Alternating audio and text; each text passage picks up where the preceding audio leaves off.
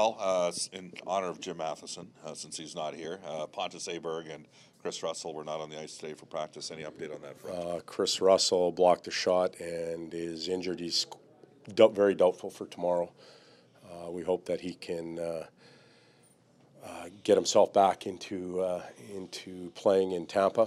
And Pontus missed practice today and will not play tomorrow. Okay. Thought on Ty Ratty and he's been recalled.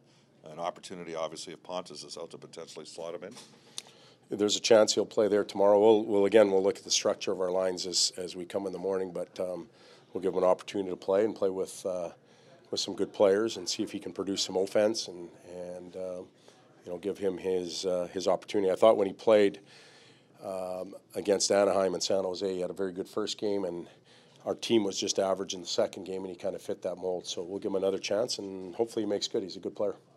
You had. Should we read too much into today's line comment? Don't read a lot into it yet. No. Okay. Just can you talk about the challenge Florida presents? Watch them against Boston, and they're just a tough team to play. They are. They're on a roll. They're rallying right now for a couple of reasons, and I think they're both great. One is obviously their playoff push, but two, I think the community. What happened here about a month ago, from that point on, I think they've used that as a rallying point. Maybe I'm assuming something, but their play has been tremendous since then. They've really come together as a team. And, like any of the games on this trip, we're going to have our hands full. It'll be a big challenge, but I liked our practice today. I thought we had a lot of tempo, a lot of spirit in practice, very competitive. Now, can that carry over into an afternoon game? Some days we've had good starts in those situations, other days poor. We're hoping that today's practice can translate to a good one. What's the realistic opportunity that Ty Ratty is presented with now? Is his future based on next year's camp and what happens in the offseason, or is he legitimately looking at? All we're dealing with is today. Today was a good practice. Tomorrow is an opportunity to play and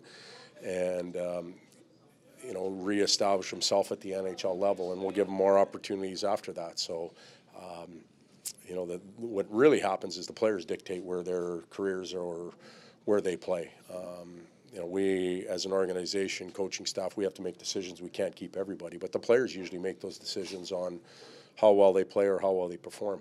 We're hoping that he can come in and play real well so that he can push. Afternoon games are a challenge for some teams. As a staff, not much you can really do to make it more natural. Well, like I said, we've had some good afternoon starts, and we've had some poor ones. And we're not the only team in the league. It varies all over the place. Players are very routine driven, and all of a sudden the routine's out of whack a little bit. But that goes for both teams. They're used to playing evening games, so one team's going to show up and likely perform a little bit better than the other, and that's the team that will win, and it has to be us. So we've tried many different things. We've tried different meeting times, different approaches. We've met in the evening. We've met the morning before. Show up and play. Take responsibility. Leon Draisaitl is obviously a very important player for this organization. How do you handle a situation where you have the type of performance? I mean, he's got to be the first guy that knows that that he's got to be better in that situation, but he's also got to take on greater responsibility moving forward. How delicate of a balance is that for a coach to handle?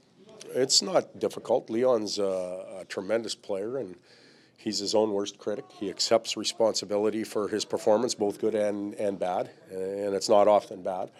He had a tough night. He's the first to admit it. It's easy to sit with him and discuss what went right and what went wrong. And I know that when tomorrow shows up, he's going to play, and that's the best thing you can have in a young player. You don't have an individual that's going to pout or sulk. He's going to come and give us everything he has. So that's what we're counting on, and we know that he'll deliver that way. What are your goalie? Are you going to split him, or because there's one's an afternoon? There's a chance we'll split him. Yep. Talbot will play tomorrow, and then we'll see what happens after that.